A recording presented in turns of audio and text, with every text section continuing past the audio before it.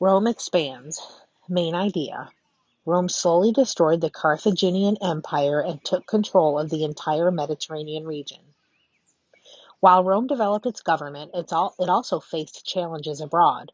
The Romans had completed their conquest of Italy. However, they now faced a powerful rival in the Mediterranean area. This enemy was the state of Carthage on the coast of North Africa. It had been founded around 800 BC by the Phoenicians. As you learned earlier, the Phoenicians were sea traders from the Middle East. Carthage ruled a great trading empire that included parts of northern Africa and southern Europe. By controlling the movement of goods in this region, Carthage made itself the largest and richest city in the western Mediterranean. The First Punic War. Both Carthage and Rome wanted to control the island of Sicily. In 264 BC, the dispute brought the two powers to blows.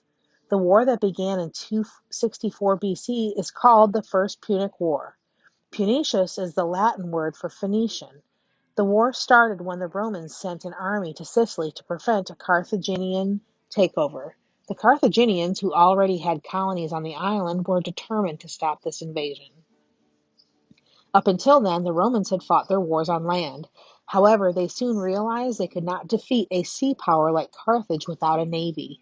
They quickly built a large fleet of ships and confronted their enemy at sea. The war dragged on for more than 20 years. Finally, in 241 BC, Rome crushed Carthage's navy off the coast of Sicily. Carthage was forced to leave Sicily and pay a huge fine to the Romans. The island then became under Roman rule. The Second Punic War. To make up for its loss of Sicily, Carthage expanded its empire into southern Spain. Roman leaders were not happy about Carthage gaining land on the European mainland west of Rome. They helped the people living in Spain rebel against Carthage. Of course, Carthaginians were angry. To punish Rome, Carthage sent its greatest general, Hannibal, to attack Rome in 218 BC. This started the Second Punic War. Hannibal's strategy was to take the fighting into Italy itself. To do this, Hannibal gathered an army of about 46,000 men, many horses, and 37 elephants. He landed his forces in Spain and then marched east to attack Italy. Even before reaching Italy, Hannibal's forces suffered severe losses crossing the steep, snowy Alps into Italy. The brutal cold, gnawing hunger, and attacks by mountain tribes killed almost half of the soldiers and most of the elephants. The remaining army, however, was still a powerful fighting force when it reached Italy.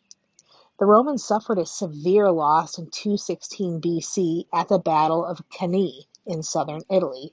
Even though Hannibal's army was outnumbered, it outpowered the Roman force and began raiding much of Italy. The Romans, however, raised another army. In 202 BC, a Roman force led by a general named Scipio invaded Carthage. Hannibal, who was waging a war in Italy, had no choice but to return home to defend his people. At the Battle of Zama, Scipio's troops defeated the Carthaginians.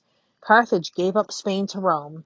It also had to give up its navy and pay a large fine. Rome now ruled the western Mediterranean. More conquests. While Carthage was no longer a military power, it remained a trading center.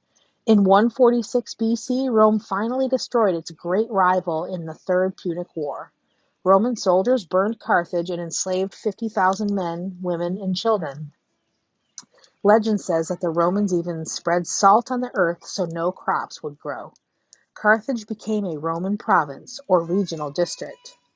During the Punic Wars, Rome successfully battled states in the eastern Mediterranean.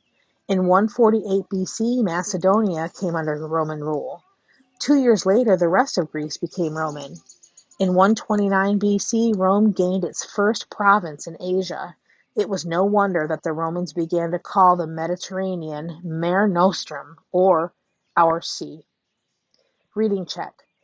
How did Rome punish Carthage at the end of the Third Punic War?